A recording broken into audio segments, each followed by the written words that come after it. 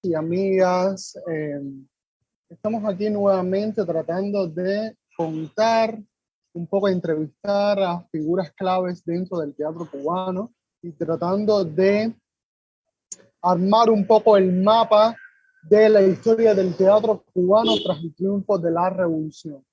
Un grupo importantísimo y una personalidad que no se puede dejar de tocar, polémica desde su concepción, es Juan Carlos Cremata y su grupo El Ingenio, que fue censurado y cerrado en Cuba. Nada, con ustedes Juan Carlos Cremata Malberti, director de cine, de teatro. Cremata, un gran abrazo por estar aquí. ¿Cómo estás? ¿Ya puedes Ah, descorrer la cortina? ram. Lo hice con telón y todo. Aquí estoy, Bueno, gracias. corazón, vamos a empezar a hablar primero. Vamos de cómo se crea el ingenio, cuál es tu primer acercamiento hacia el teatro. Vamos a empezar por ahí. ¿Cuál es tu primer acercamiento hacia el teatro? Un hombre que tiene una ilustre carrera en el cine cubano y de pronto, ¿por qué el teatro, Crema? ¿Por qué utilizas también el teatro como medio de expresión? Bueno, lo primero es que me estás obligando a recordar cosas que yo no suelo recordar. No, digo, son muy lindas de recordar mi carrera anterior a mi vida actual, pero en mi vida actual, no ayuda mucho el continuamente recordar. Al revés, hay que seguir hacia adelante. De cualquier manera, te agradezco, soy yo el que te agradece. Yo sé que tú ibas mucho a nuestras funciones, si no es que fuiste a todas. Este, agradezco mucho que me des la oportunidad de recordar una etapa lindísima de mi carrera. A ver, aunque yo siempre soñé con ser director de cine y luché por ser director de cine, yo estudié teatro. Yo soy graduado de teatrología y dramaturgia. Precisamente, o sea, específicamente soy graduado de crítico y de crítico de ballet, cosa que no solamente ejercí una vez con una crítica que hice de una, creo que una coreografía que hizo, la única coreografía que hizo Jorge Esquivel. No sé si esa crítica se publicó, pero en definitiva, cuando yo me gradué de LISA, graduándome de LISA, que a LISA yo llegué por decantación. Yo venía de estudiar 2 años de historia en la Universidad de La Habana. De ahí quería ir a estudiar cine en aquel entonces venían carreras que venían de la Unión Soviética, la extinta Unión Soviética, y en la búsqueda de tratar de estudiar cine, estudié en ELISA. Caí en ELISA, estudié teatrología y dramaturgia, que me sirvió mucho para disfrutar de una vieja pasión que era el teatro. Yo hice mucho teatro aficionado yo fui camilito, imagínate tú. En los camilitos yo era jefe de todos las cosas culturales. Mis amigos de los camilitos todos saben, cada año teníamos una obra diferente. Pero anteriormente también, incluso siendo adolescente, Teatro Estudio tenía un grupo de niños no, de niños y adolescentes, entre los que estaba Beatriz Valdés, por ejemplo, la Bella de la Alhambra, estaba Donato Poveda, que es el trovador, excelente trovador. Estaba un grupo de gente, estaba Javier González, que también se hizo actor muy famoso. Las clases nos las daban los grandes actores en ese momento, o grandes actores en ese momento de Teatro Estudio. Yo desde chiquito, yo vengo de una familia totalmente artística. Mi madre tenía una escuela de ballet y daba funciones antes del triunfo de la revolución, funciones en el Amadeo Roldán. Nosotros heredamos, yo nací en el 61, mi hermano en el 59 y el otro hermano en el 63. Heredamos todas las escenografías, nosotros de chiquitos dábamos funciones en mi casa de circo. Nosotros hacíamos el circo, teníamos un verdadero retablo de títeres, teníamos títeres, y como mi mamá trabajaba en la programación, en toda la programación infantil de la televisión, todos los programas de televisión. Trabajaba mi mamá como coreógrafa. A veces mi mamá con 3 hijos, para atenderlos, la mejor manera era llevarlos al trabajo y hacerlos trabajar. Entonces, de chiquito yo hice mucha actuación en Amigos y sus amiguitos, Caritas, variedades infantiles, incluso con los yoyos. Yo fui parte de un grupo que fue como la competencia de los yoyos, que salía en Amigos y sus amiguitos, que se llamaba los Porompom-pim, pom-pim, pom-pom. Imagínate tú. O sea, que a mí eso viene desde chiquito. Cuando yo me graduó de LISA, justo el día que yo me graduó de LISA, que me graduó con una tesis sobre coreografía cubana de ballet y danza moderna, cuyo tutor era Fernando Alonso, y la ponente era la eximia bailarina Aurora Bosch. Ese mismo día yo salí para la escuela de cine y empecé en la primera generación de la escuela de cine. Por suerte estuve en la escuela de cine en San Antonio, fundé la escuela de cine de San Antonio como estudiante y empezó mi carrera cinematográfica. O sea, se despegó no ahí, sino muchos años después. En fin, yo no voy a hacer esa parte de mi carrera porque a ti te interesa más la teatral. Después que yo hago mi primera película, que resultó un boom, etcétera, empiezo a hacer Viva Cuba, que es una película independiente, es una película fuera del ICAI, y en el medio de la historia de Viva Cuba es que surge el ingenio. O sea, el ingenio primero surge como una productora cinematográfica. El ingenio en realidad soy yo, no es más nadie, soy yo. Era el ingenio, no por el ingenio del que habla Moreno Fraginal en su libro, que es el promotor de la industria azucarera y fue el motor de la industria cubana durante mucho tiempo, sino el ingenio que había que tener para hacer cosas, para hacer mis sueños realidad.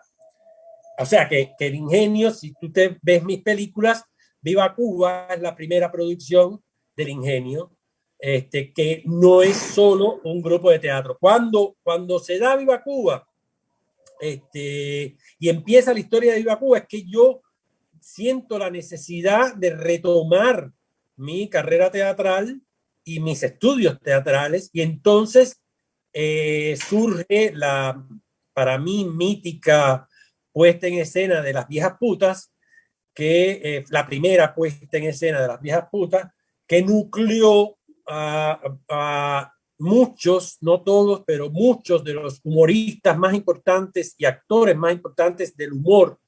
En ese momento estoy hablando de un elenco que compuso Osvaldo Doñadios, Dima Sola, Jorge Lozada, Carmita Ruiz, el Flaco Mímico, Nelson Gudín, que llegó a estrenar con nosotros, pero después se fue.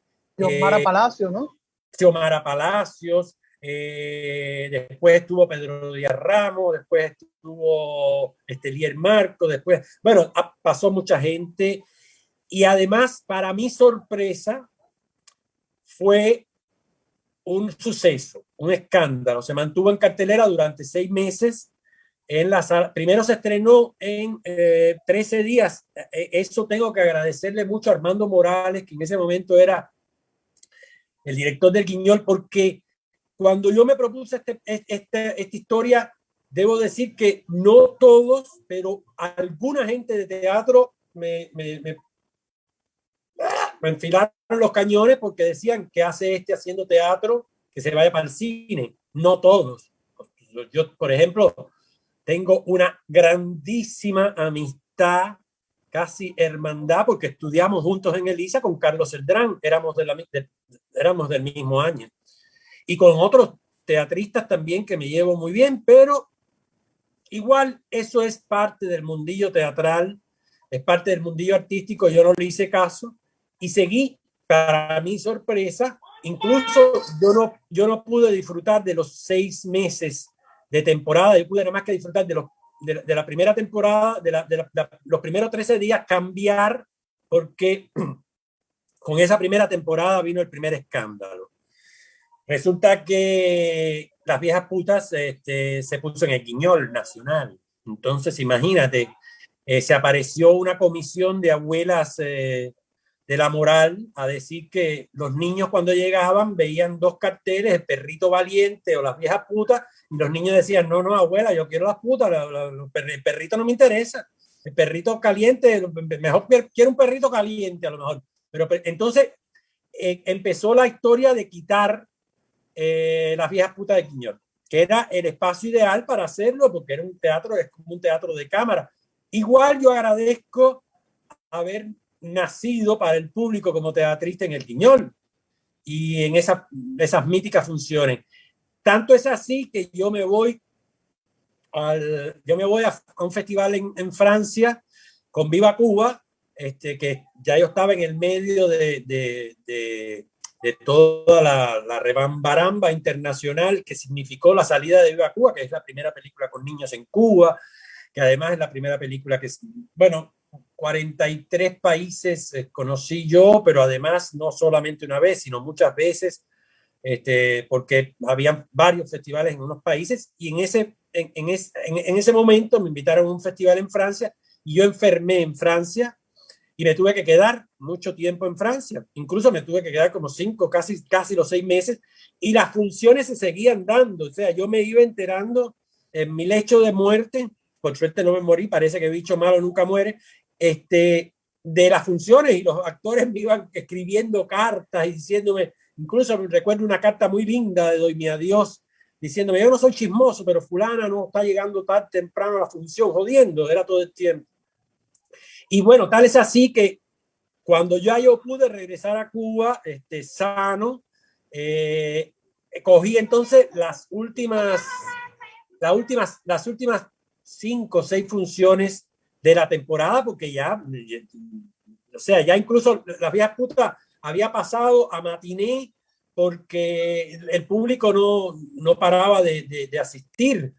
Que debo decir también que culpa de ese regreso mío al teatro la tiene Carlos Díaz.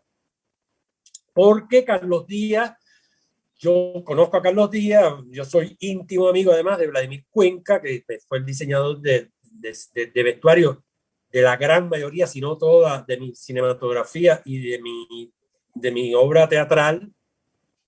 Yo me encontré con Carlos Díaz una vez en el mercado, ya yo había hecho nada, y en el mercado de 17, en el agropecuario, y Carlos Díaz me dijo, oye, ahí está mi grupo abierto para que tú hagas con él lo que quieras y puedas hacer con él lo que quieras.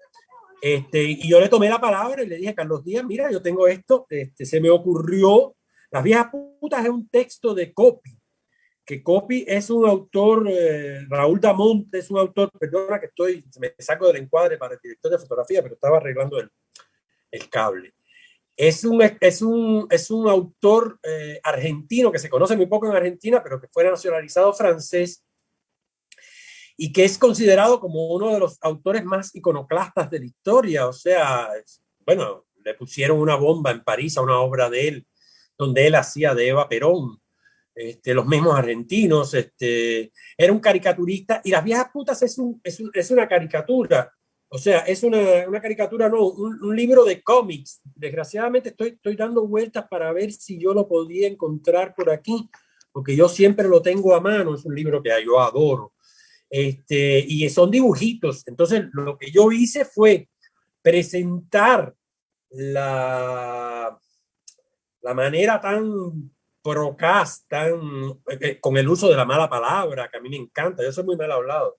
Bueno, muy bien hablado, porque la mala palabra es la mejor, la que más se usa en el idioma, la primera que se aprenden los turistas, la primera que se aprenden los niños, y la primera que yo uso para decir que una cosa está bien o está mal. Así que me tendré que contener un poco para poder hacer este recuerdo un poco doble.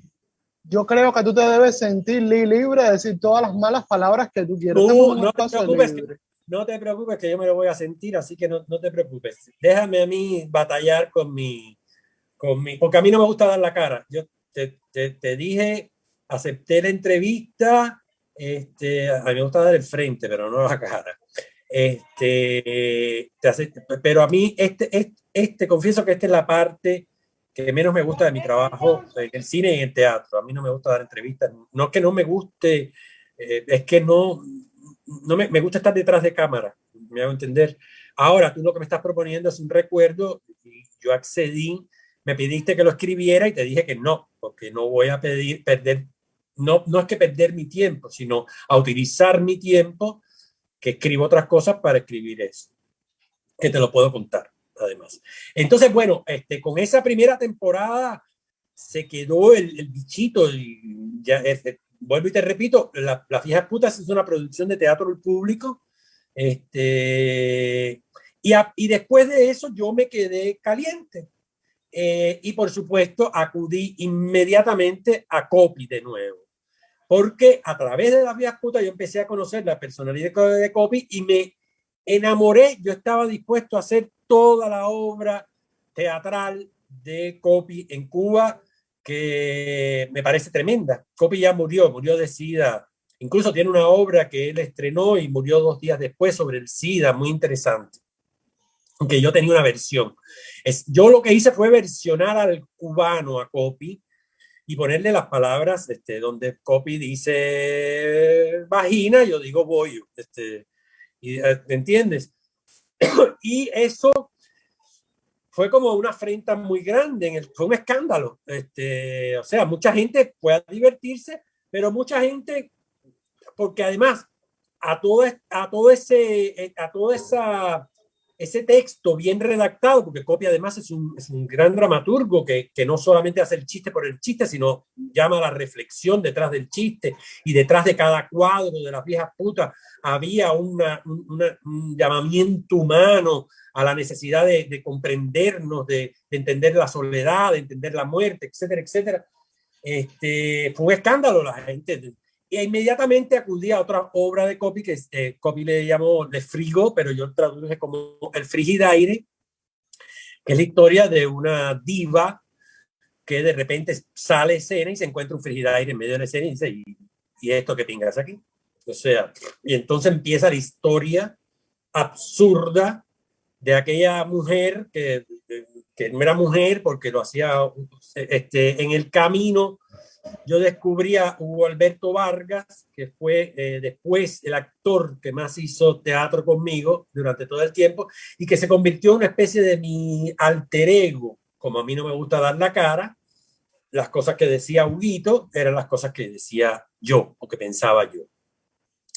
Y Huguito hace esa puesta en escena del Frigidaire. Habían 3 actores. Estaba Huguito, estaba Waldo Franco y estaba Churrisquito, el hijo de Churrisco, que hacía un perrito, una cosa muy simpática. Era todavía más agresivo. Yo recuerdo que incluso había una crítico teatral que en este momento no me acuerdo cómo se llamaba, pero ya murió hace como 1 o 2 años, pero que escribió una crítica, porque en ese momento, cuando se dio la segunda puesta en escena, que también es producción de Teatro del Público, del Frigidaire,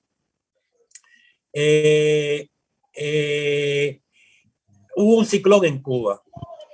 Y la obra era tan mal hablada que la crítico publicó en Trabajadores que bajaran la obra de cartel, que es una falta de respeto, que Cuba se estaba recuperando de un ciclón. Imagínate, eso lo que hizo fue llamar a más gente al teatro. O sea, aquella sala se puso así y nosotros hicimos una temporada bien larga, pero ya no querían que nosotros siguiéramos porque ya era el segundo escándalo.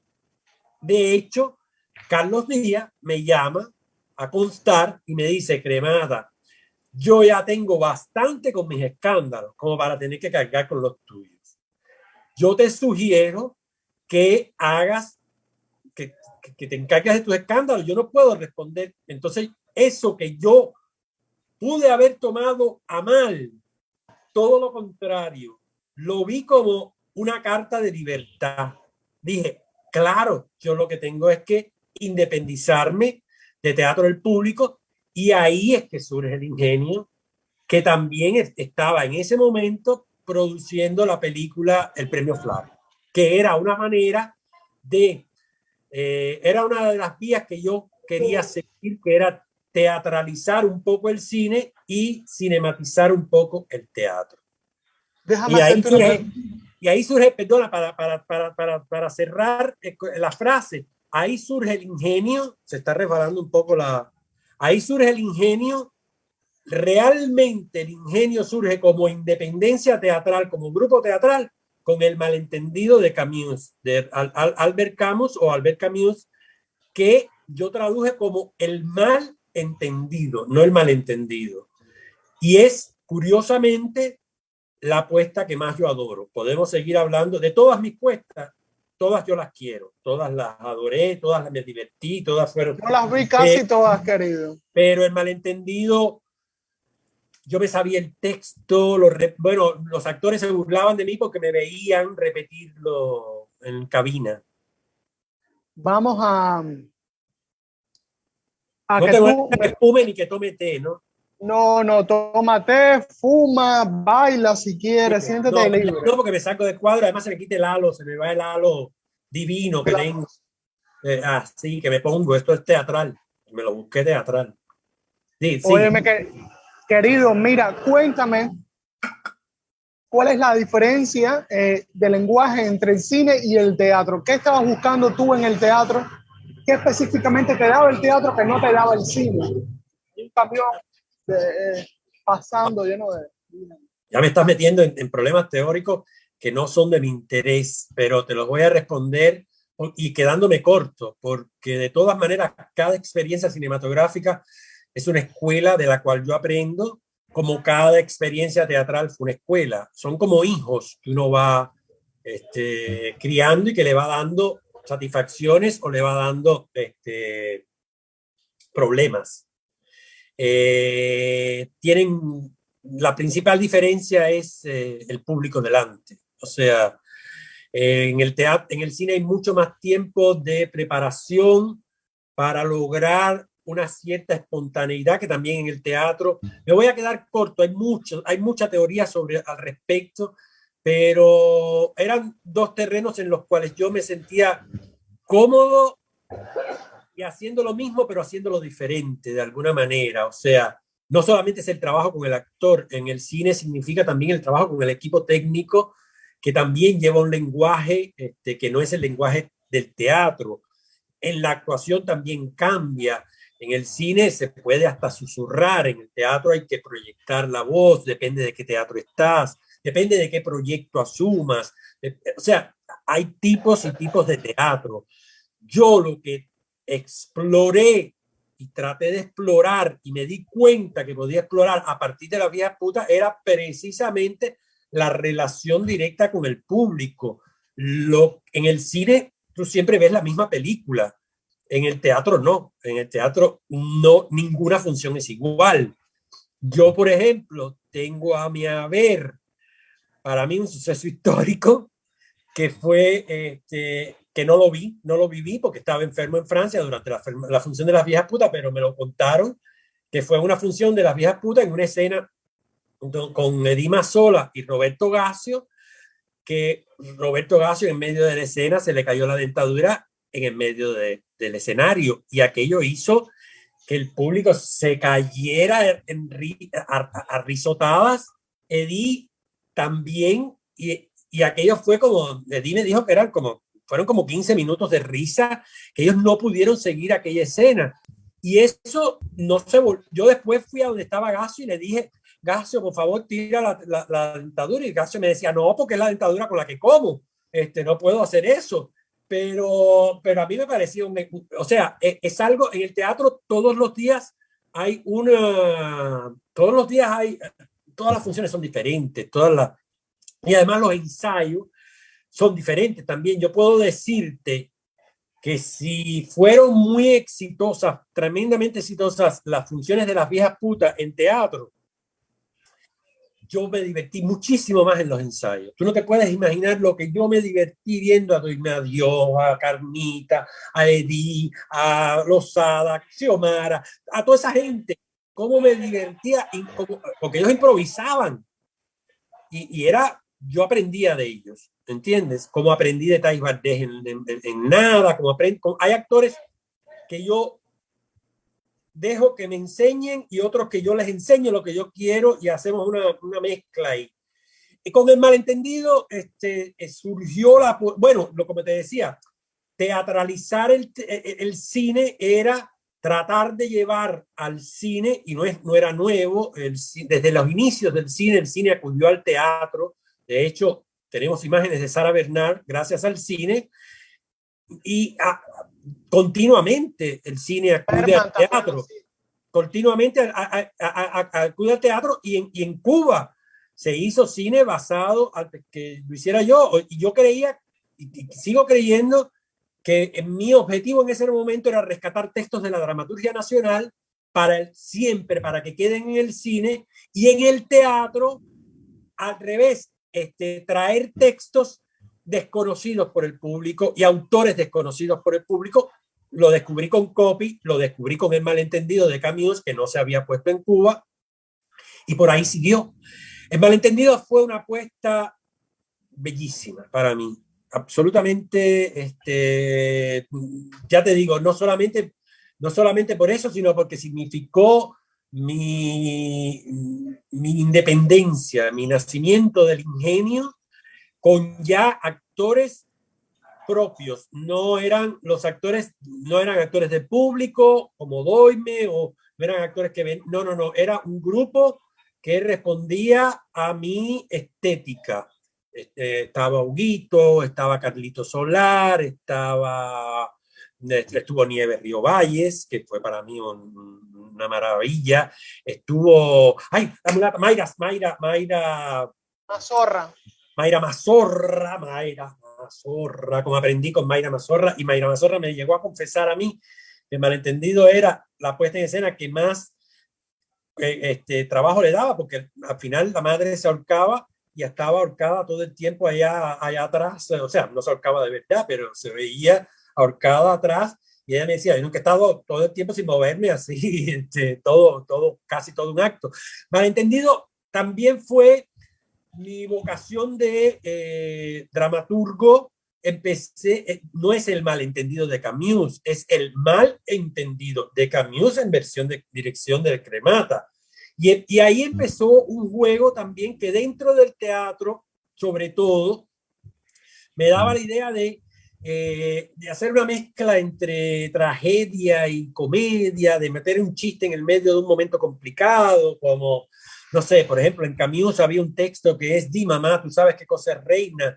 Y la madre le respondía: una calle que entronca con Velascoaín, en medio de una historia en el Sahara, de un asesino. Era como una historia, pero eran como pequeños extrañamientos que no solamente te llevaban a la situación cubana, sino que también te condicionaban una reacción con el público, que eran las que se condicionaba con las viejas putas. Las funciones, ninguna función de las viejas putas fue igual, porque ningún público fue igual, ningún chiste lo entiende todo el mundo igual, y hay gente que participa. Entonces empezamos a jugar con esa historia de qué era lo que, a ver, mucha gente que iba a mis funciones, tú que ibas a mis funciones, mis grandes amigos, yo no les permitía que fueran a los estrenos. Yo les decía: si tú quieres, vete a la última función, porque en los estrenos siempre hay traiciones, de que alguien se olvida algo, no sale todo, pero en la última función ya los actores han pasado por toda la temporada, ya están recontra calientes, ya saben, y se están despidiendo con experiencia. Entonces, es una diversión. En medio de ese proceso de malentendido, surgió la posibilidad con la Embajada de Noruega de traer a Cuba por primera vez a un dramaturgo que es el dramaturgo noruego más importante después de Ibsen, y que todavía creo que está vivo, que se llama Jon Fosse. No Fosse, el de Broadway, este es John Fosse. Se dice, pero es John Fosse. Y la Embajada de Noruega, con Sleep. La Embajada de Noruega me dio todas las obras de Fosse para que yo leyera. Yo leía mucho teatro en esa época, iba a todas las funciones Yo iba a todas las funciones de teatro, de todos los grupos. Yo conocía a todo lo que se hacía en ese momento. De hecho, en ese momento fue cuando empecé a adoptar a mi hija y incluso a las funciones de todas las funciones teatrales. Yo iba de todos los grupos teatrales. A mí no se me escapaba nunca y leía mucho teatro. Y bueno, leí y escogí. Yo fui el que escogí Sleep para hacer, que además la versioné basado en lo de Foss, pero haciendo hincapié en algunas cosas que después Foss no entendía, porque Foss no entiende que en un teatro cubano se diga, ay, me quiero ir, y la gente se ría. Probablemente en un teatro noruego la gente diga, ay, me quiero ir, pero ay, me quiero ir en Cuba ya es una segunda lectura. Y mis obras siempre tenían no una segunda, sino una tercera, una cuarta, una quinta. O sea, yo le ponía todas las lecturas posibles para que tú salieras de ahí pensando lo que te diera la gana. De hecho, por eso pude evadir mucha censura. Y así surge Sleep, que Sleep también, Sleep y El Malentendido me dieron algo que extraño hacer en el teatro y que me gustó mucho, que era, yo soy un coreógrafo frustrado. Mi madre era coreógrafa y yo siempre quise no ser bailarín, sino ser coreógrafo. Entonces, ese fue el momento, recuerdo a Carlito Solar y a Aité Ruiz y a Sheila Roche en esa apuesta y a Nieves y a Olivia Santana que aparecía, era una maravillosa actriz que cantaba. Bueno, perdón a la gente que omito, no puedo mencionar a todos los elencos. Sánchez, ¿te acuerdas? Daisy Sánchez, Harold estaba también este muchacho que está ahora aquí, ay, se me fue. Bueno, perdonen, yo adoro a los actores y los respeto mucho, pero mi Alzheimer es auténtico y no se llama Alzheimer, se llama síndrome de mente ocupada.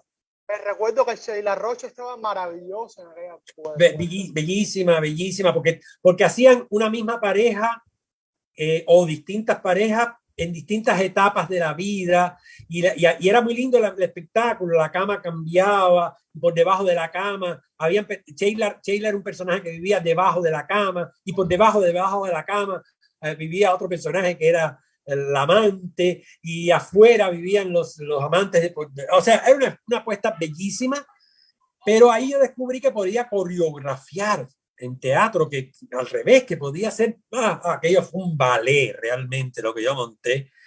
Me encantó aquella apuesta, pero aquella apuesta tuvo 15 puestas, se recibió a Foz, fue un acontecimiento creo que histórico para el teatro cubano recibir a tamaña personalidad, aunque tú sabes cómo es las cosas en Cuba.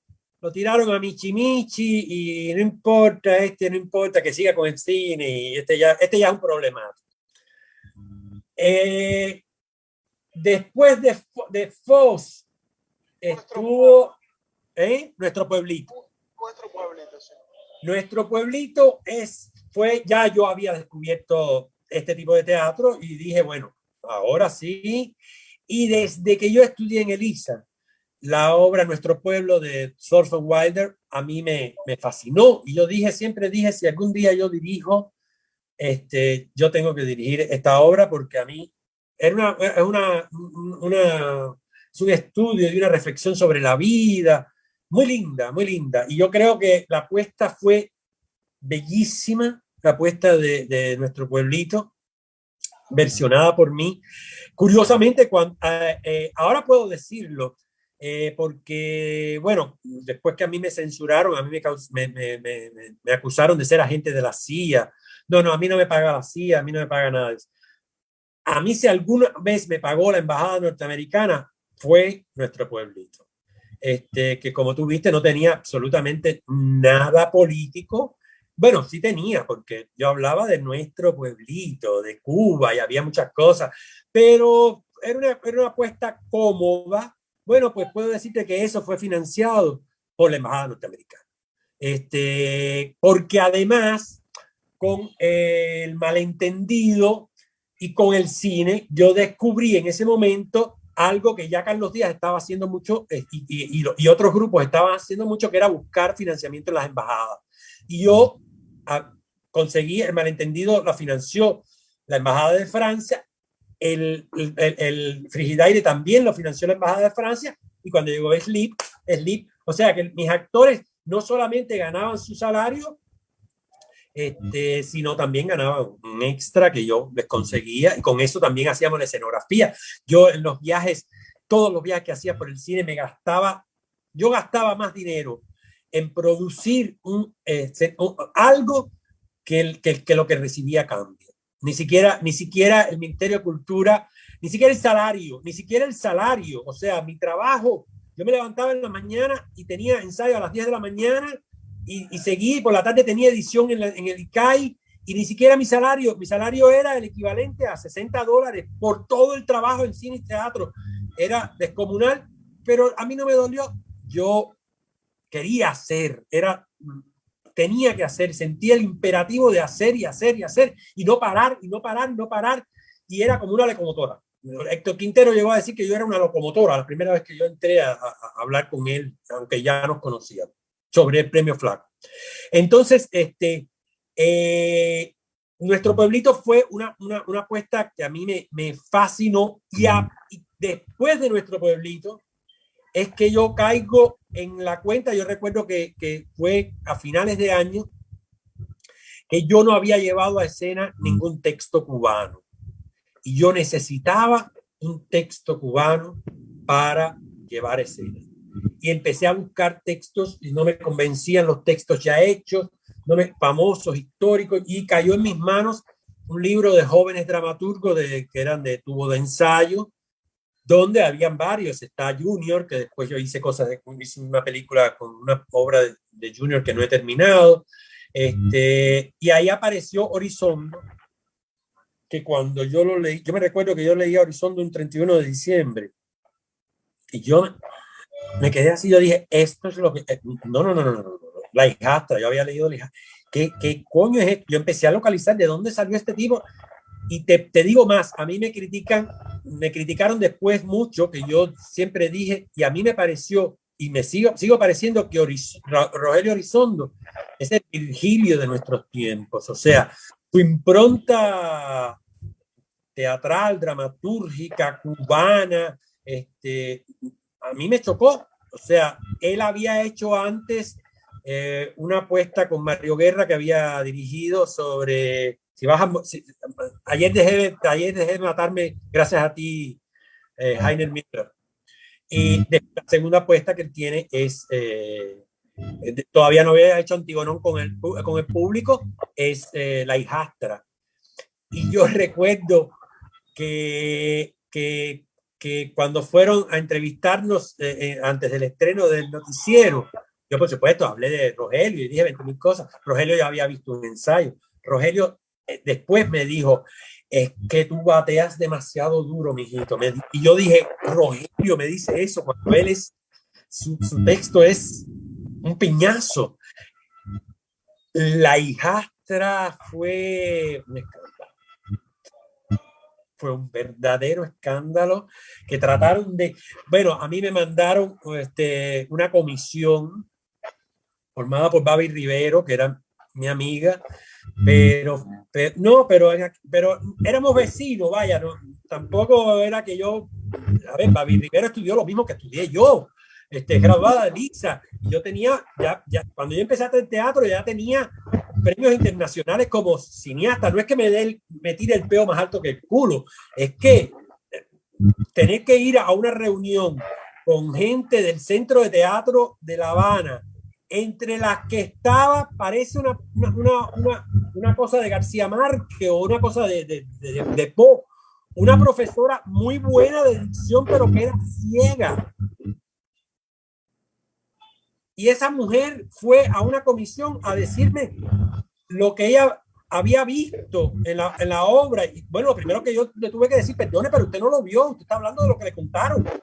Entonces, además, mis textos y mis puestas tan abiertas, tan polisémicas, tan abiertas a cualquier lectura, que si tú hacías una lectura mala, eso era culpa tuya.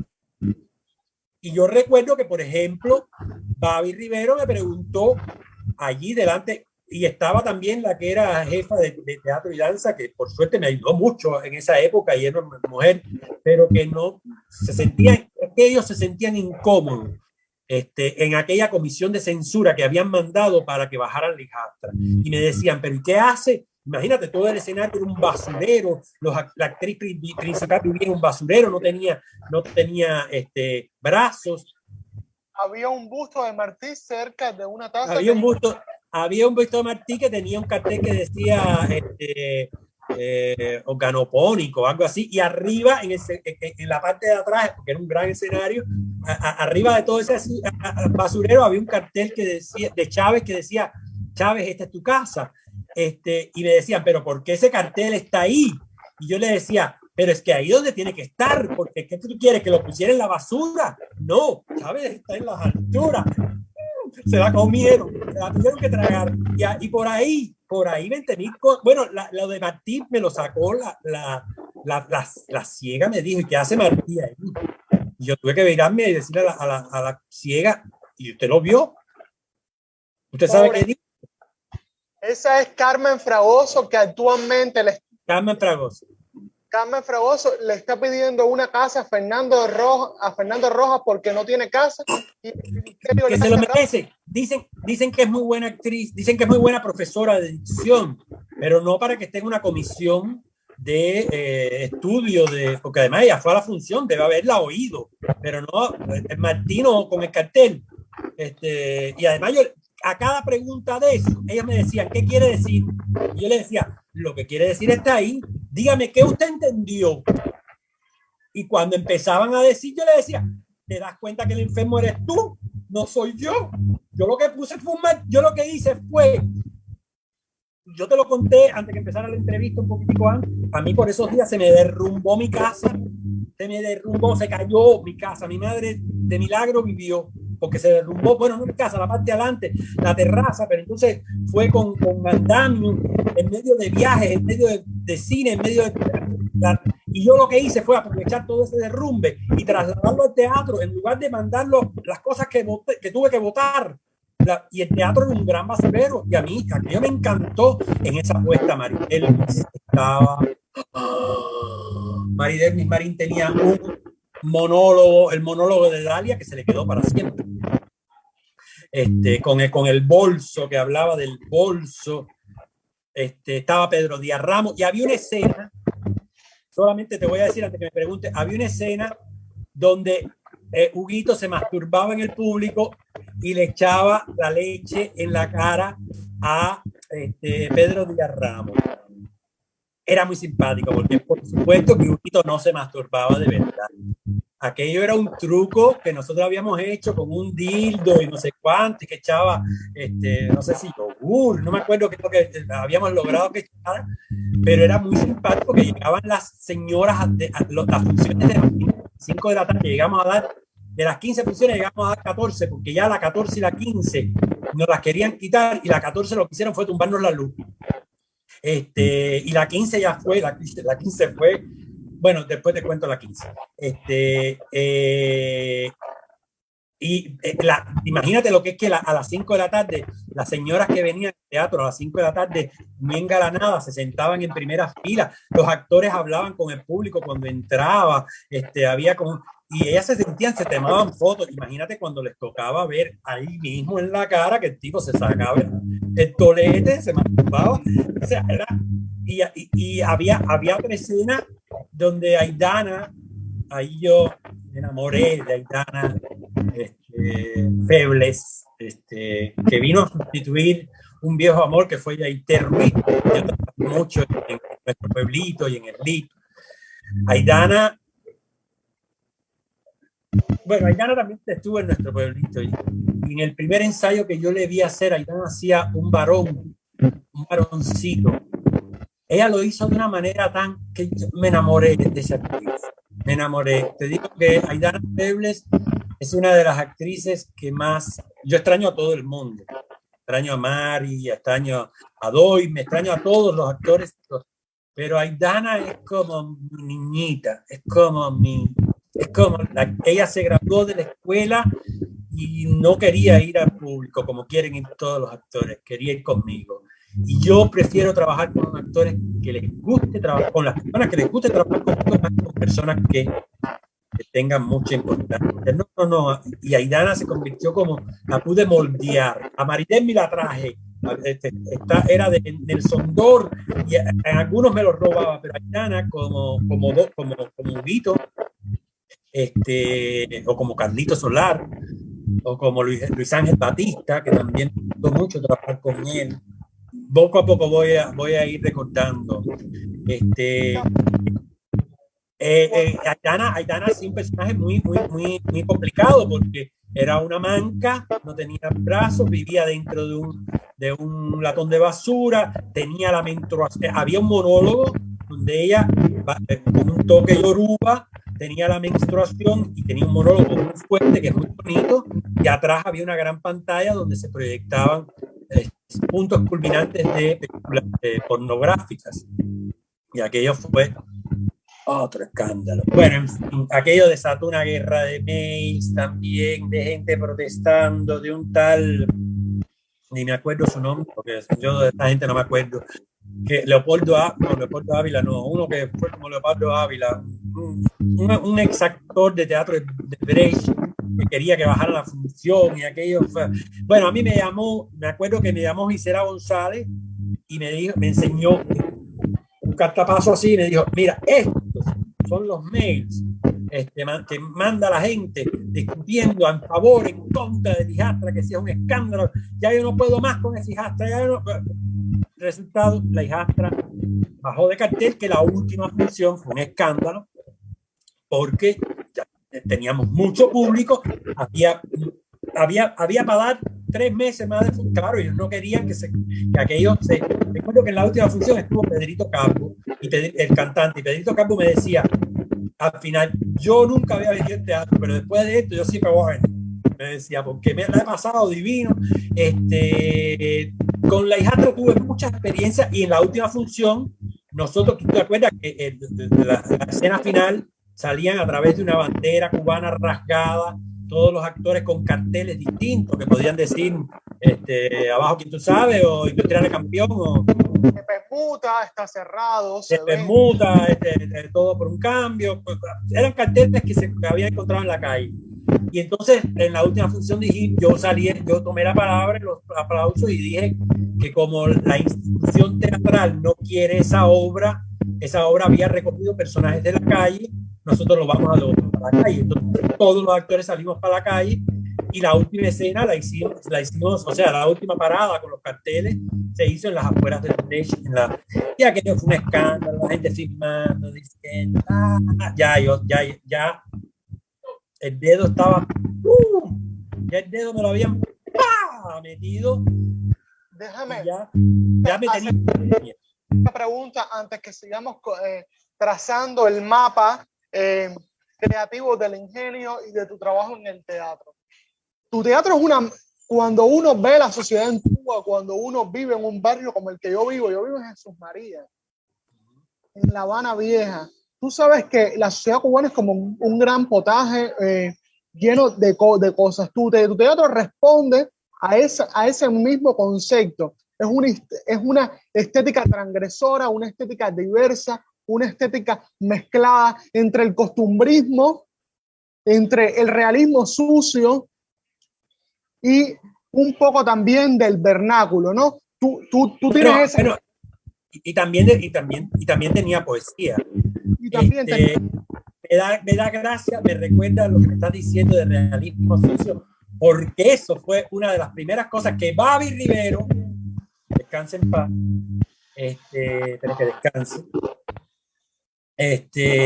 como asesora y como voz del Ministerio de Cultura, regó después de Las Viejas Putas, de que yo hacía teatro sucio. Babi Rivero me fue, después de Las Viejas Putas, y con el malentendido, Babi Rivero, que vivía a 2 cuadras de mi casa, sabía quién yo era, y adoraba mi cine, pero ella tenía que hacer una función oficial, fue a mi casa a decirme que yo hacía teatro sucio y que no podía. Y yo le dije, Babi, ¿Tú has visto los baños cómo están de teatro?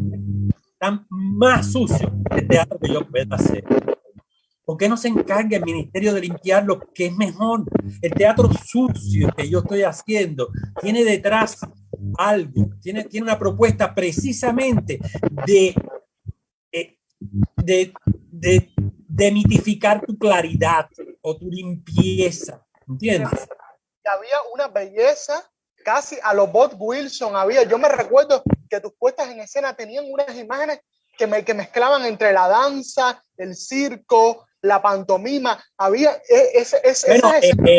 nuestro pueblito. El teatro cubano, que en su mayoría se hace en Cuba, es un teatro pobre, un teatro de 2, 3 personas en un escenario, y de pronto tú aparecías a 10 actores con plataformas giratorias, con andamios, colgabas a la gente, y era impresionante. Ojo, también hay mucho tipo de teatro. No, el teatro que se hace en Cuba no es pobre, porque ahí está Carlos Celdrán, está Nelda, está Carlos Díaz, está Raúl Martín. O sea, tú dices, hay teatro michi michi y hay gran teatro. Yo quise jugar. A mí me gusta mucho el concepto que es muy parecido de show que tiene Carlos Díaz, y que a mí también me gustaba asumirlo, pero de otra manera, y depende de la obra también. O sea, yo siempre, la obra me dictaba lo que yo tenía que hacer, ¿entiendes? Entonces, el método lo iba encontrando además en los ensayos, en la relación con los actores. En los ensayos se encuentran muchas cosas, en el cine no, en el cine uno también ensaya, puede que ensaye, pero tipos de cine, o sea, nada es una regla ni un canon. Y mi teatro quería explorar, sobre todo, una libertad de expresión que muy ligada yo decía también al Shanghái, al teatro Shanghái, al teatro vernáculo, pero también al teatro porno, al teatro sin ambages y al mismo tiempo totalmente teatralizado también. O sea, una mezcla, depende, porque ya te digo, La Hijastra, por ejemplo, no tiene la misma concepción de nuestro pueblito. Nuestro pueblito, tú decías que pantomima, nuestro pueblito fue conscientemente un montaje que unió distintos tipos de teatro, el musical, el teatro, el circo, la pantomima, la danza. Las escenas eran distintas, los payasos al principio, aquellos payasos blancos que eran juguitos, lo hacía ahí empecé a trabajar con Ray Cruz, que ahora es muy famoso en Cuba. Ray hizo unas canciones bellísimas como el MC de nuestro pueblito. Y bueno, era un teatro que al mismo tiempo también se alimentaba de esas cosas también que proponían mis compañeros teatrales, hasta Tony Díaz, pero sobre todo, ya te digo, yo respeto mucho, no puedes decir que teatro así, que teatro es pobre, porque no, así, hay gente ahí, hay teatro pobre y hay teatro, ojo, de altura. Carlos Díaz, Carlos Celdrán, Raúl Martín, Nelda, Antonia Fernández. Antonia. Y también buen día, Flora Lauten. O sea, estoy seguro que me voy a quedar corto porque teatro de las estaciones, todas las cosas, o sea, tranquilo. Lo que pasa es que también hay mucho teatro. La suerte es que en Cuba yo siempre pienso que Cuba tiene un balance, por eso no se hunde, entre hijos de puta y artistas. Entonces, hay artistas que es como un vaivén, ahí, en fin, que yo para salir de La Hijastra, de limpiarme un poco con La Hijastra, porque dije, madre mía, me está cayendo, me estuvo cayendo, o sea, estuve en peligro de extinción del grupo. te te mandaron para el sótano a trabajar. No, todavía no. Yo les jugué una carta que era, recuerdo en eso tuvo que ver mucho la tremenda adoración que tenía por nuestro trabajo y por nuestro grupo Juan Carlos Núñez, que era creo que sigue siendo el director de la Casona de Línea, que Juan Carlos se moría por hacer otra temporada de Las Viejas Putas, y me decía, puta, la gente pide Las Viejas Putas. Y ahí surgió otra temporada de Las Viejas Putas que fue diferente. De hecho, se llamó Las Viejas Putas contra el Hombre Lobo, que tenía escenas de antiguas de la puesta anterior, y por todo tenía un cuento nuevo y tenía nuevo elenco. O sea, ahí estaba Ray Cruz, estaba María Delmi, estaba Aidana, estaba ya mi gente, ya no era Las Viejas Putas, estaba Buguito, estaba Pedro Díaz Ramos, estaba Estelier Marco, que ya había venido, que para mí era un honor tremendo rescatar imagínate cuando yo era adolescente, cuando yo estudiaba en Teatro Estudio, mi profesora era Ana Viñas, Dios la tenga en la gloria. Yo estaba enamorado de Pedro Díaz Ramos. Pedro Díaz Ramos, con nuestro pueblito, empezó a ser de mi grupo, empezó a ser mi actor, y siguió siéndolo hasta el último día, hasta El Rey se muere, que es el último personaje que hace, él hacía el rey. Para mí, imagínate el honor que fue trabajar con Pedro, o trabajar con Esteliera, que era vecina, y que o sea, entonces ahí surgió esa segunda temporada de Las Viejas Putas, que además nos dio nuestra primera gira nacional, que no fue nacional, nada más que fue hasta Cienfuegos. Pero nosotros fuimos al Terry de Cienfuegos con Las Viejas Putas, que fue un escándalo de entrada, poner un cartel afuera del Terry que decía, hoy por la noche Las Viejas Putas, ya otra vez, el mismo escándalo que ya habíamos tenido en La Habana, lo teníamos en el interior. Fue un fin de semana nada más, y muy lindo, porque de todas maneras hubo público en Cienfuegos. No era una obra para un teatro tan grande, es una obra más de cámara, pero nosotros la disfrutamos, y yo cumplí un sueño que era hacer por lo menos una gira con el grupo. Me hubiera gustado hacer giras internacionales. Cuando regresamos a La Habana, fue que entonces yo monté Cloaca, o Los Amantes. ¿Cuál de las dos? Creo que fue Los Amantes. Era una obra de Priestley que yo adapté, que la obra se llama El Amante, y la hice especialmente para Aidana, que protagonizaba Carlito Solar. Eran ellos dos nada más.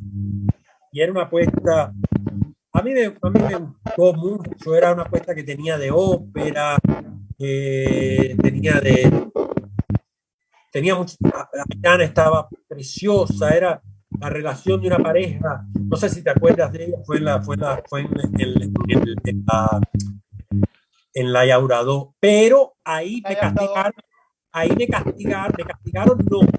Ahí surge la posibilidad de traer, te estoy hablando de textos nuevos, o sea, Horizonte era nuevo, Copy era nuevo, Thornton Wilder se había puesto, pero era prácticamente nuevo, y yo quería hacer un clásico.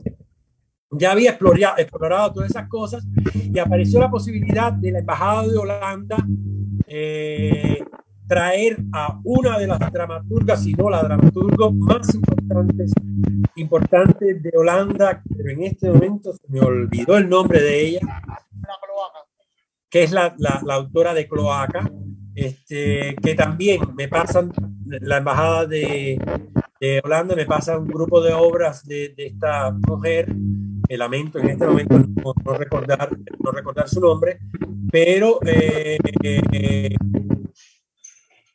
yo recuerdo que cuando vi el nombre dije, no, ya no me interesó más ninguna, me interesó Cloaca. Yo dije, esto va de seguro.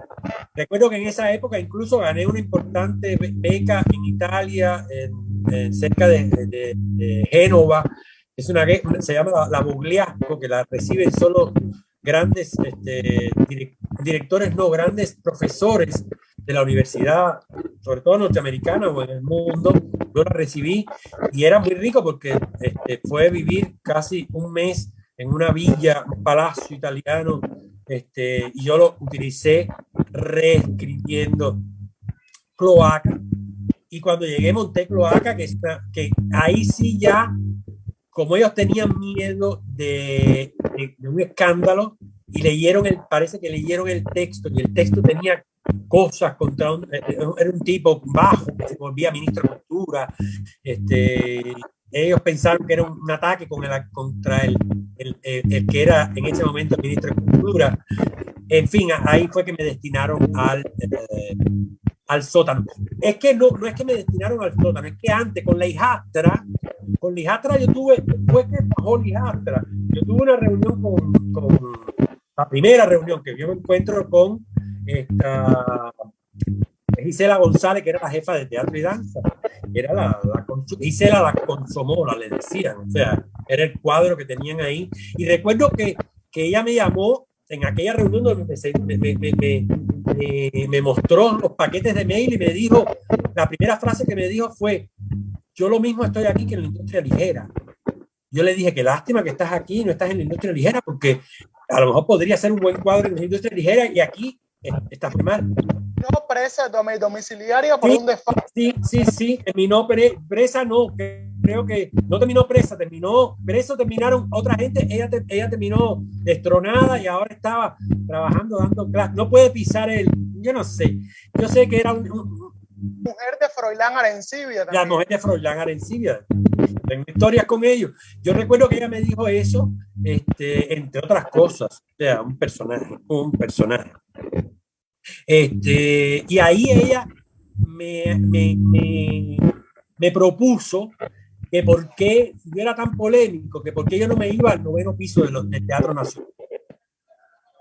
Y yo le dije, perfecto, o sea, por el 9º piso del Teatro Nacional había pasado Raúl Martín, había pasado Carlos Cendrán, perfecto, pero le dije, déjame estudiar la historia, o sea, si me das una sede, déjame, y yo empiezo a buscar cómo reparar ese 9º piso con quien sea, con la embajada francesa, con la embajada americana, con lo que sea, pero pero me lo das, no me lo quites, no, dámelo y después me lo quitas.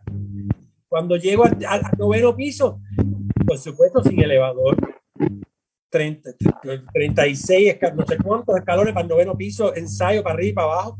Y cuando llegabas al 9º piso, el 9º piso lo habían reparado. Reparado significa que le habían quitado el tabloncillo para ponerle una alfombra de mierda. Le habían quitado la cabina de audio y entonces ahora habían hecho horrores con aquel lugar, pero aún así yo fui a donde estaba Gisela y le dije, está bien, dame ese adefesio, pero eso, dámelo, no me dejes que yo me gaste lo que no tengo en producir algo ahí que después no sea mío, que después, no es que no sea mío, que después tú quieras, mira, esto lo reparo, no. Entonces ahí fue que me mandaron para el sótano y ahí fue que yo terminé en el sótano, que igual también el sótano tenía una historia, estaba la historia de Rita, que cuando nosotros llegamos empezaron alguna gente de Rita a hacernos la guerra porque le estábamos quitando el espacio, pero no era así, mucha otra gente, Fernando Quiñones se portó muy bien, Miguel Montesco antes se había portado, hay gente de todo, el mundillo teatral como el mundillo cinematográfico, hay gente que es como todos los mundillos, hay gente que sirve y hay gente que no. En fin, que la temporada de Cloaca fue un poco no silenciada, pero no. Igual nos propusieron entonces hacer una función en el Teatro Miramar, que horrible teatro, que lo habían reparado, horrible. Y entonces es que aparece El Rey se muere. O sea, yo ya sabía de la existencia del Rey se muere y yo tenía la posibilidad de esperando los 10 años del grupo, porque ya casi estábamos en el año 9º del grupo, habíamos hecho una exposición de fotos en el lobby del Teatro Brecht. Yo tuve la posibilidad mía, me la creé yo, de elegir entre si remontar la hijastra, reponerla, o montar El Rey se muere. y me venció la idea de montar El Rey se muere, porque en ese momento pensaba que no se había puesto en Cuba. Después descubrí que sí se había puesto en Cuba, que se puso durante un festival de teatro a principios de los años 60, imagínate, por un grupo mexicano que vino y se puso en el Loca, pero fueron 2 funciones nada más y no se le hizo mucha bulla. Y yo, a mí El Rey se muere me daba la posibilidad de decir lo que me diera la gana. O sea, ya a esa altura del planeta, yo cada vez, Carlos Beltrán en una conferencia de prensa me pidió que lo explicara, pero yo como que cada vez subía más la parada, y El Rey se muere fue una parada alta que los burócratas no pudieron soportar, y la oficialidad mucho menos. Pero además coincidieron muchas cosas con El Rey se muere, muy raras. O sea, raras no quiero decir que hayan sido preparadas para ello. El Rey se muere no fue financiada por la embajada americana. El Rey se muere fue financiado en parte por la embajada noruega, y lo único que hizo la embajada noruega fue pagar el cartel que se hizo. O sea, yo pude hacer como 100 copias del cartel del Rey se muere, que a lo mejor darle 10 pesos a cada $10 a cada actor, no me acuerdo qué fue, porque además también Cloaca había sido financiada por la embajada holandesa. Ya era como, ya es demasiado conflictivo trayendo cosas. Pero El Rey se muere era una producción casi, te diría, que financiada casi por mí. O sea, ¿no? Hasta el traje de la reina, aquel traje de la reina que estaba hecho pedazos, era un telón, una mierda, que yo quería que el traje se le cayera. ¿Te acuerdas de la reina? La reina vivía con la cabeza cortada, era como María Antonieta con la cabeza. ¿Tú no viste la puesta de Rey se muere? Porque la Rey se muere la pusieron 2 días nada más. Imagínate que la primera noche, una de las coincidencias fue que El Rey se muere no se estrena en la semana que tenía que estrenarse, porque realmente ella estaba luchando contra una producción que se ahogaba. Era mucho, y no tenía, y el vestuario y los actores, era una locura. No creo que haya sido de mis puestas más logradas, sobre todo porque no me dieron tiempo. Me la ahogaron inmediatamente. De hecho, la primera función que menciona, o sea, y cuando se atrasa la producción del Rey se muere, yo me atraso el estreno de una semana. Te juro que fue coincidencia, que yo no lo planifiqué. Ese retraso hizo que el estreno de Rey se muere coincidiera con el 4 de junio, que es el día de la independencia de Estados Unidos. Y eso coincidió que la mitad del público era embajada norteamericana y la otra mitad del público, Ministerio de Cultura, Seguridad del Estado, y algunos pocos públicos que se pudo colar. Muy poco. El segundo día ya fue un poquito más, pero ya. Y recuerdo que El Rey se muere tenía un personaje que era el chambelán, que hacía un grito, que cada vez que entraba alguien a la sala, un grito lo anunciaba como la marquesa de Palo Cagao. Y cuando entró Gisela, Froilán los anunció. Froilán Arencibia y el conde del noticiero, y o sea, porque el público era la corte, ¿entiendes? Ahí estaba el rey, el público era la corte.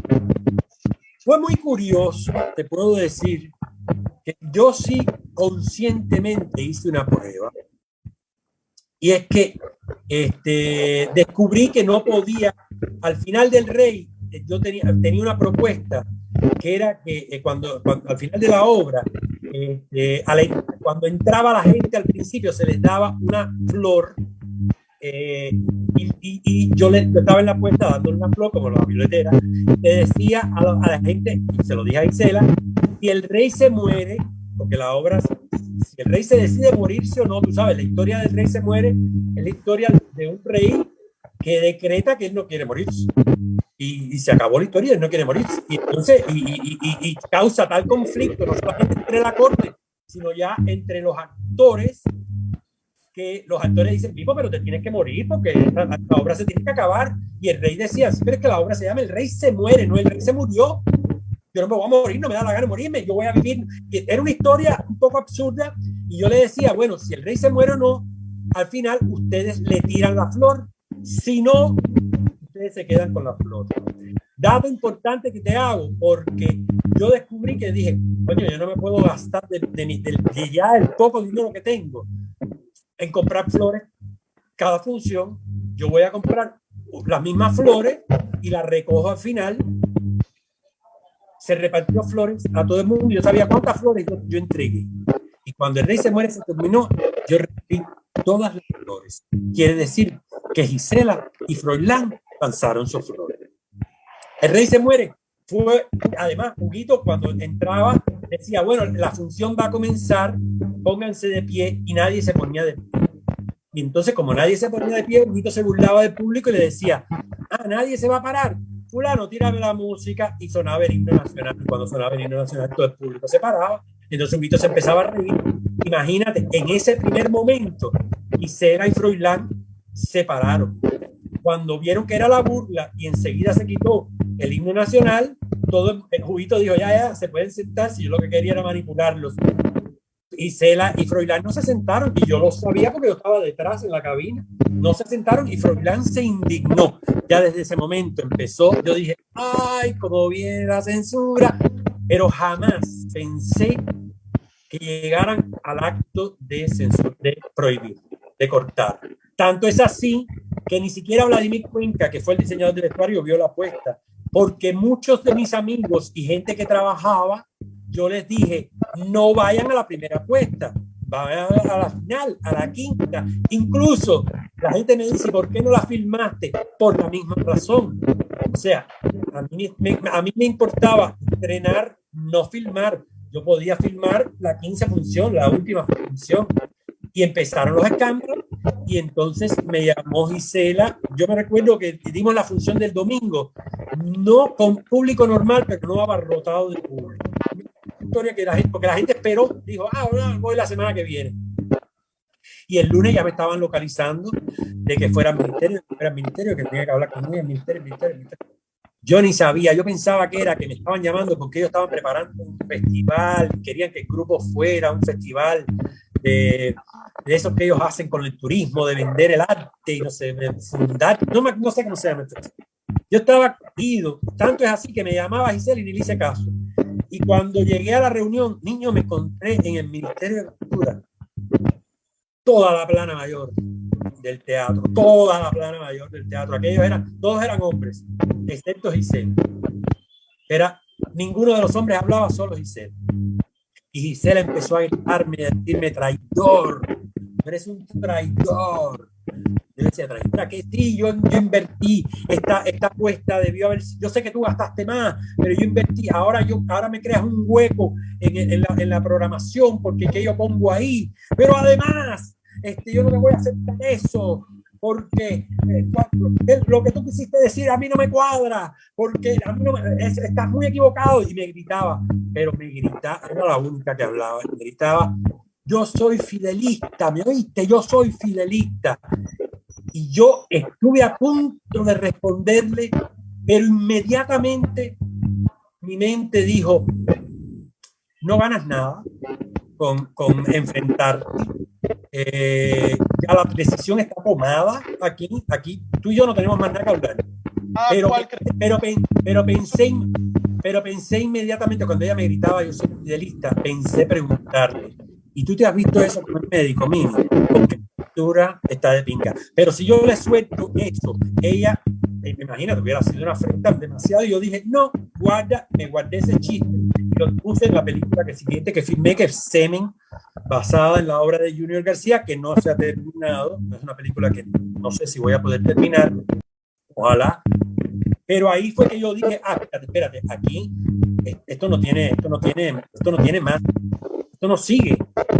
Y cuando me bajan de cartel, yo acudo a las redes sociales, sobre todo en ese tiempo yo no tenía Facebook, acudo a los mails y hago una declaración pública y los llamo de fascistas, porque a mí eso me parece un acto de fascismo. A ver, ninguno de ellos, teniendo incluso una semana después de estrenado, de planificado, ninguno de ellos se atrevió a llegar a donde estaban mis ensayos a decirme esto no se puede poner, ni siquiera Gisela. Ninguno de ellos me prepararon esa cama, me dejaron y yo aproveché y dije en el Rey se muere lo que artísticamente lo que me daba la gana. Cremata, ajá. Es muy simpático cómo esta misma señora fidelista, esposa de Froilán Arencibia, después es expulsada de las instituciones culturales por desfalcar. Tiene hasta problemas legales, es una ladrona y una descarada. Y en esa época nosotros conocíamos que Froilán Arencibia estaba desesperado por ganar su puesto en Telesur para poder hablar de Cuba y por lo menos, pero jamás se lo comió. Bueno, fíjate, es así, que aún así yo seguí trabajando. Eran las vacaciones, el Rey se muere se estrenó el 4 de julio, y agosto y septiembre, y yo tenía 2 espectáculos por montar. O sea, y ahora te hago el cuento de la censura. Uno era un espectáculo de monólogos, eran 2 monólogos.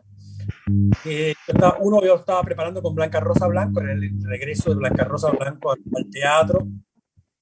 No, espérate, en medio antes de eso yo hice una apuesta muy interesante también con un autor cubano que se llama Elio Fidel López, que se llamó Todo por Uno.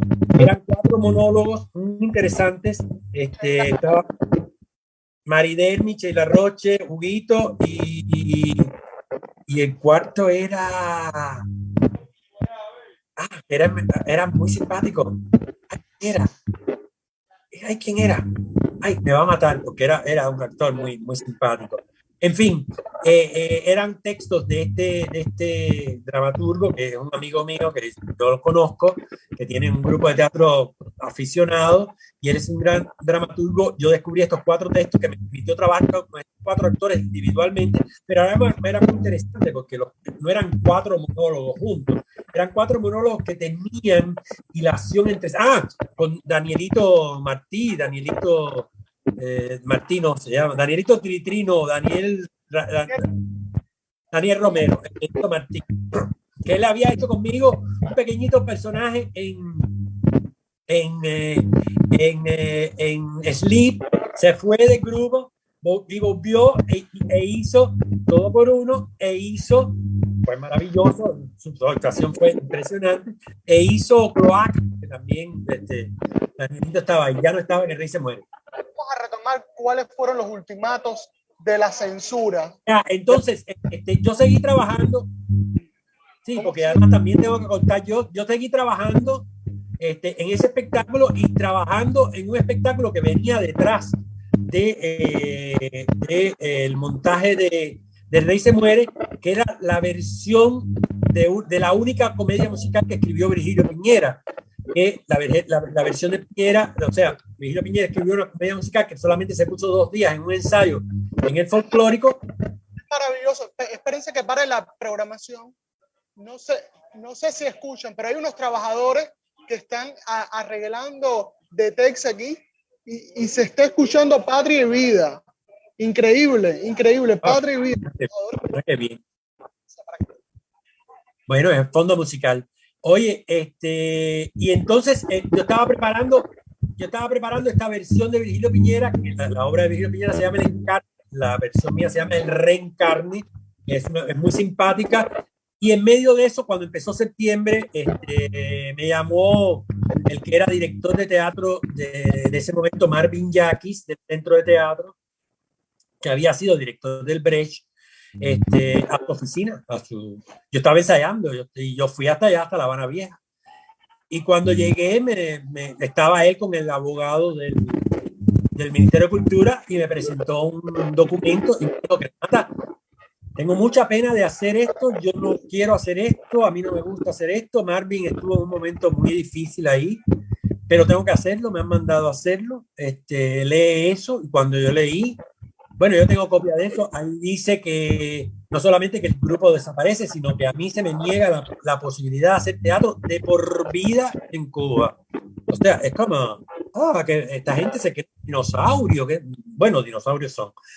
En fin, que yo no iba a discutir con Marvin, no iba a salir diciendo abajo la revolución. No, hijo, no. Primero yo me había dado el gusto. Yo llevaba 10 años de carrera teatral. Era conocido, tenía un público, tenía cine, y yo sabía que detrás de esa prohibición venía la prohibición del cine, venía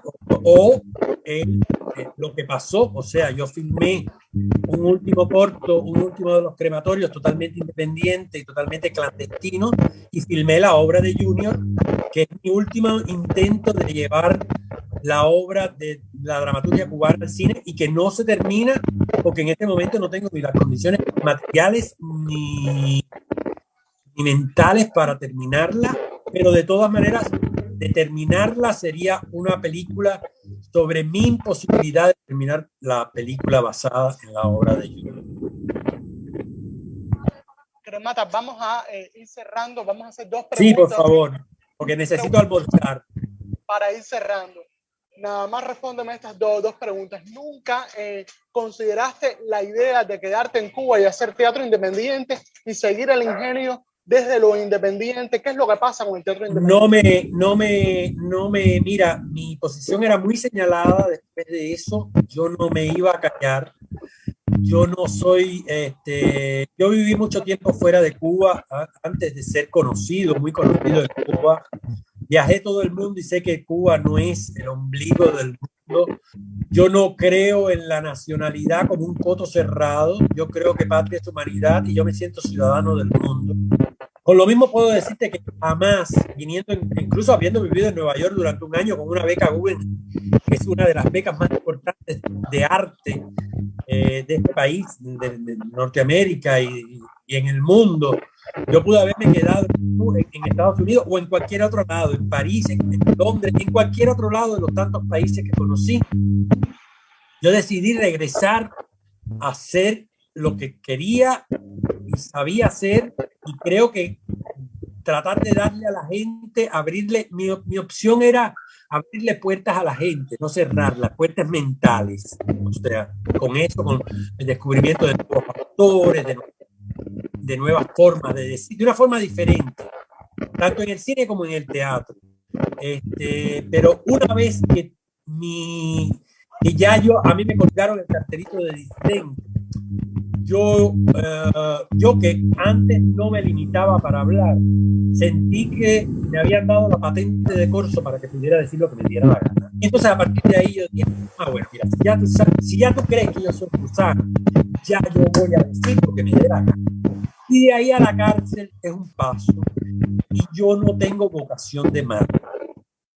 Yo respeto mucho lo que ustedes están haciendo, respeto mucho lo que la gente que está viviendo en Cuba. En este momento yo le agradezco a la vida que haber tomado la decisión que tomé. En primer lugar, porque me ha hecho descubrir otra Cuba, de la que en Cuba se habla muy poco, que mantiene a Cuba, que es la Cuba del exilio, que no es el exilio demoníaco, no es el exilio fantasmal, no es la mafia que pintan en Miami, no son la gente mala, no, aquí hay gente mala como en todas partes, pero aquí la gran mayoría son gente que se reviente el alma trabajando para poder mantener parásitos en Cuba que no hacen ni carajo. Aquí, o sea, la revolución, incluso te diría más, en este momento la revolución cubana quien la mantiene es el exilio y las remisas y las recargas, la zafra azucarera, el trabajo en Cuba, ¿quién trabaja en Cuba? ¿Cuánto se trabaja en Cuba que sea productivo? ¿No? Entonces, realmente yo no, a ver, lo que me quedaba no era un arte de, cuando yo vi que yo estaba filmando y a mí me estaba ya la seguridad, y se me apareció la seguridad en mi casa a hablarme para que querían que yo colaborara con ellos. Imagínate tú que yo colaborara con ellos. Le dije, No joda, ¿de verdad tú crees que yo puedo colaborar? Si yo no me puedo callar los secretos, ¿cómo voy a colaborar? El silencio ha tenido que ser, ese es el problema de ustedes, yo no. A mí me gusta el escándalo, me gusta la bulla.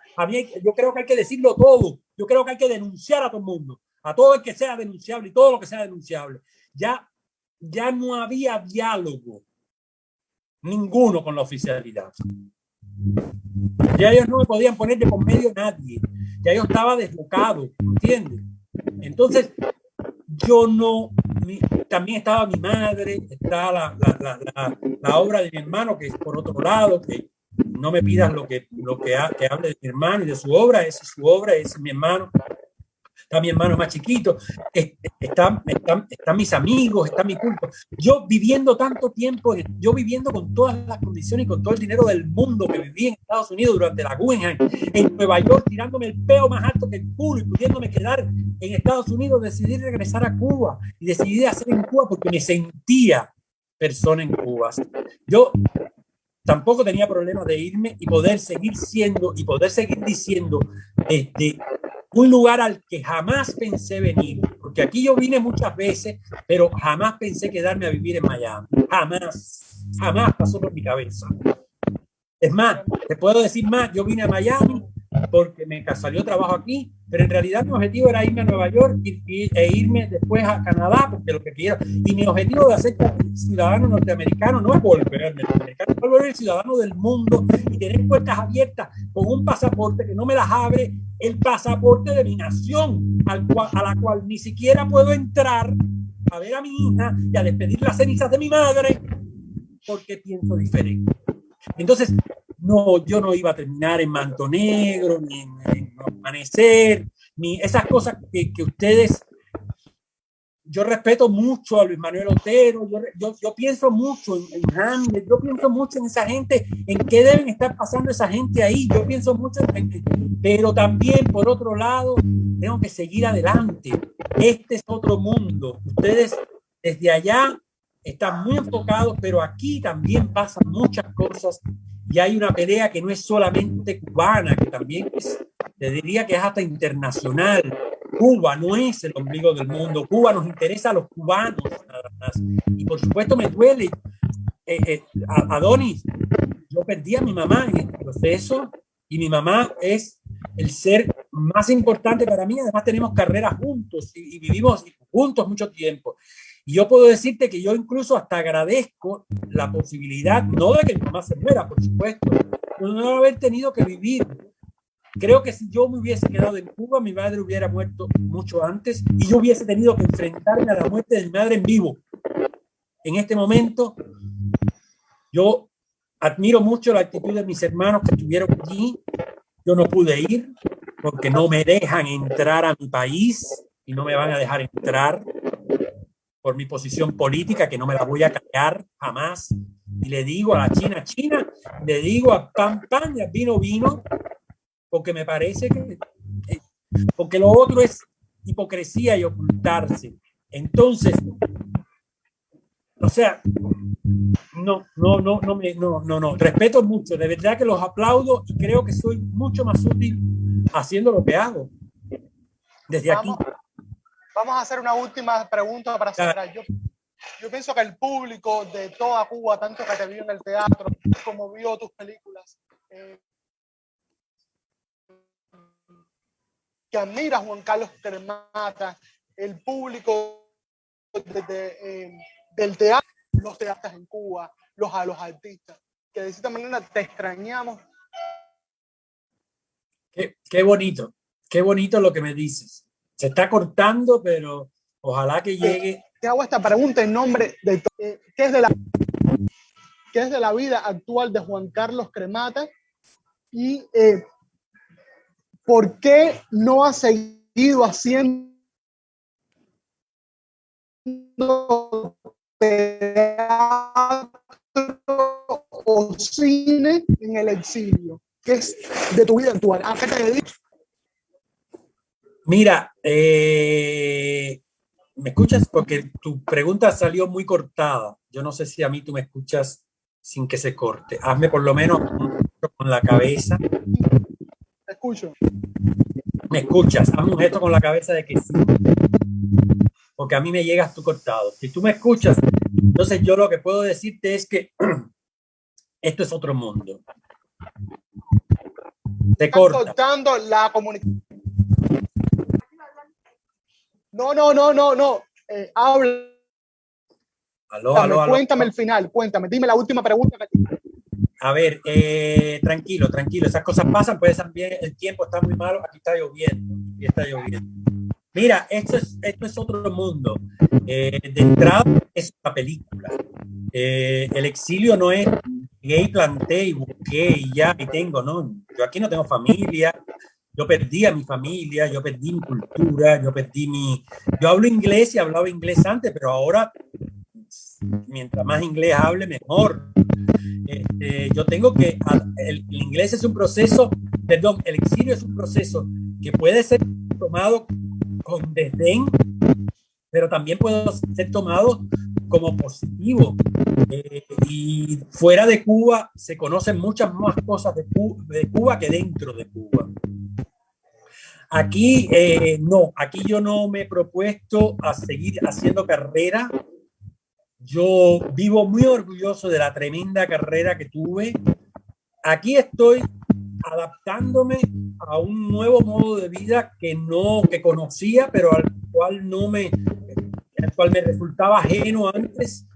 De hecho, millones de veces que yo vine a Miami antes, ninguna calle me era conocida, me interesaba conocerla. En este momento ya me es mucho más familiar. Como te dije, sentir el exilio, sentir qué cosa es ser exiliado. Estoy hablando de algo que experimentó Heredia o que experimentó Martín. Martín vivió mucho más tiempo fuera de Cuba que en Cuba. Martín fue un gran exiliado. Y el mismo Fidel Castro se exilió aquí mismo. Estuvo. Hubo gente, o sea,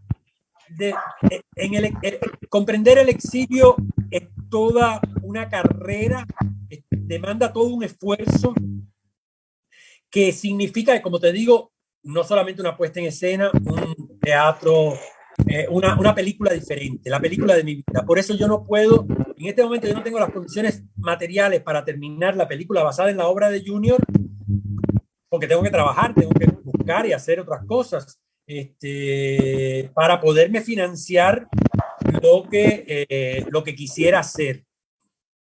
Que no es muy caro, porque yo lo que quiero hacer en este momento no significa volver al gran cine. Yo estoy preparado para hacer películas con grandes equipos, pero a mí me interesa hacer películas con mis manos y en mi computadora y para las redes sociales. De hecho, he hecho varios intentos. He vuelto a mi vocación experimental en el cine, haciendo cortos a través de las redes sociales que se llaman microcinema, que los hago a mi tiempo y cuando me da la gana. Y el teatro, ¿qué pasa? Miami no es lo mismo que Nueva York, ni es lo mismo que La Habana, ni es lo mismo el primer mundo que el tercer mundo. En el tercer mundo el arte se hace por necesidad. Necesitas hacer eso en medio de las difíciles condiciones. Por eso en Cuba probablemente hay tanta creatividad. Aquí no, aquí tú puedes ir al supermercado y comprarte la creatividad en el supermercado. Pero además, Miami es una ciudad muy especial, es muy grande, tiene unas distancias muy grandes. Entonces, o sea, para ir a la bodega, tú tienes que coger un carro y tienes que por lo menos desplazarte 10, 15 minutos cuando tienes suerte. O sea, para ir al teatro igual, tienes que pensar en que tienes que desplazarte y usar tráfico y usar gasolina y pagar el parqueo y pagar la entrada al teatro. O sea, incluso mi vocación de ver teatro en vivo, como era en Cuba, que era totalmente continua, aquí se ve limitada por los precios. He podido ir a la ópera, he podido hacer muchas cosas, pero ya no con la frecuencia. Por suerte existen las redes sociales y existe cada vez más información a través de pantallas. Hay canales de televisión, canales de streaming, hay un canal de Marquee TV que solamente pone danza, la mejor danza, y yo soy enfermo a la danza, veo mucha danza.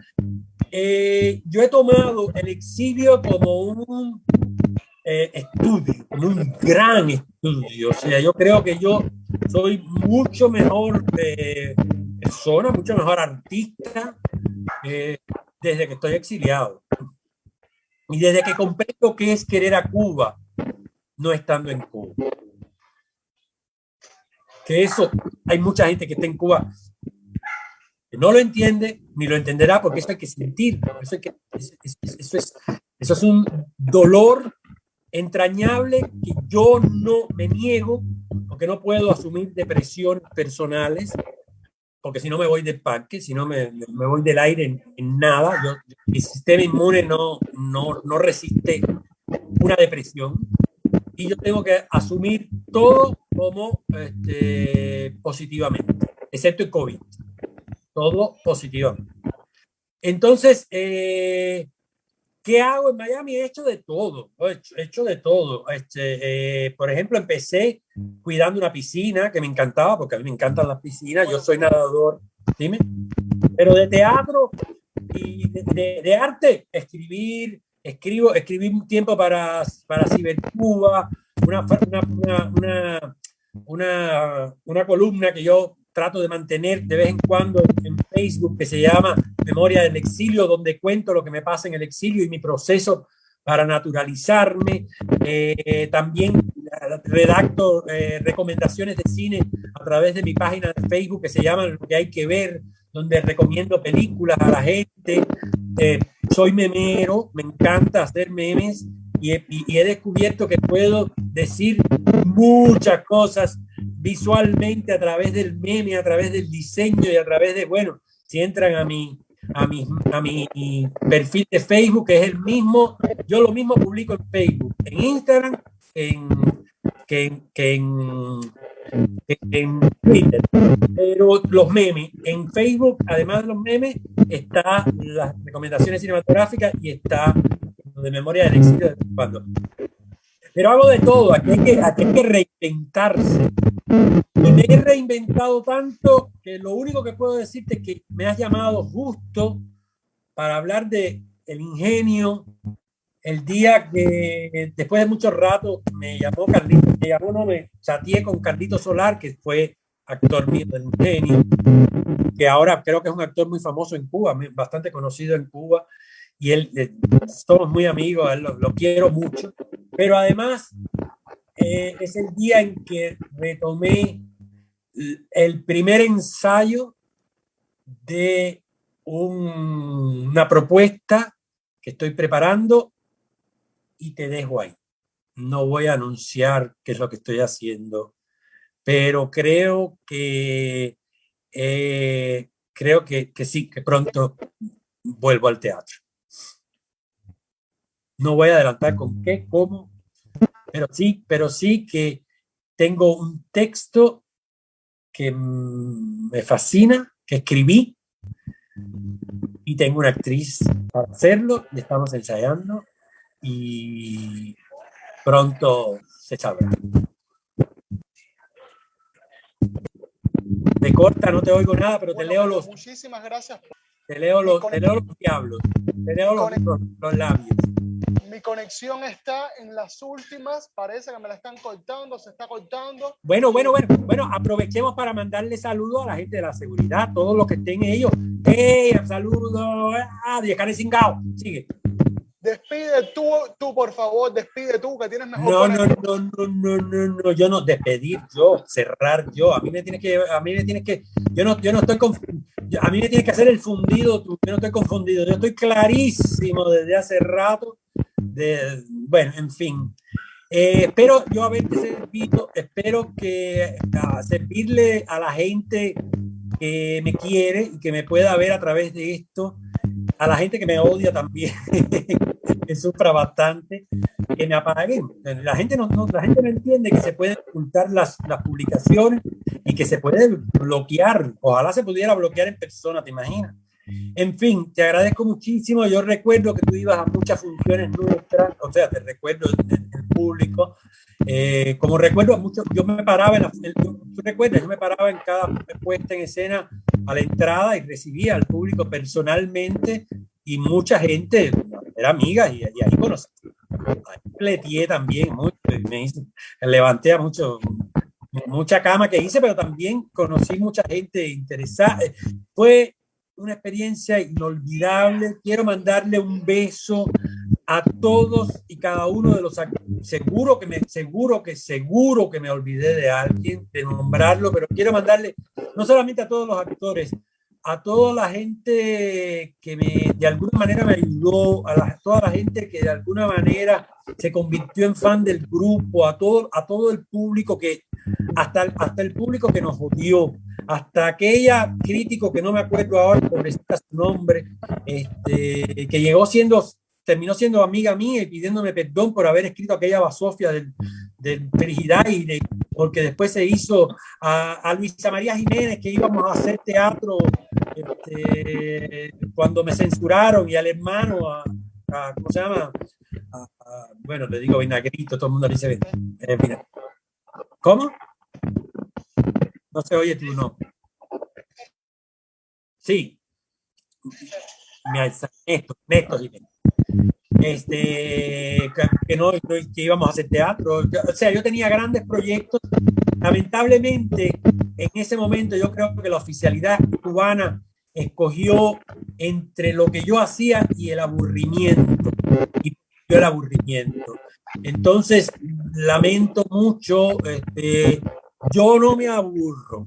Lo que sí te puedo decir es que yo no me aburro. Estoy seguro que Gisela González y Froilán Aroncibia no solo se aburren, sino que aburren ellos a los demás. Porque son burros. En fin, ellos se perdieron y me dieron la posibilidad enorme de crecer como ser humano, de crecer como artista y desde lejos ver lo que está pasando, que también es desde cerca. Yo no estoy tan lejos de Cuba. Cuba está a 45 minutos de aquí.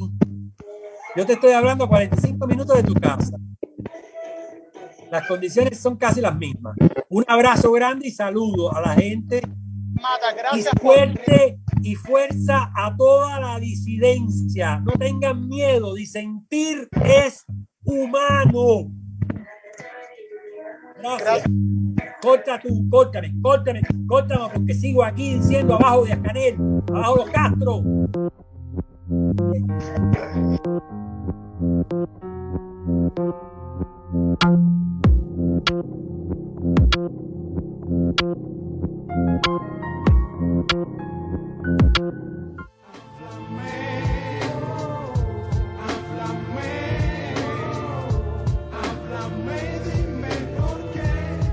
Sucedieron esas cosas.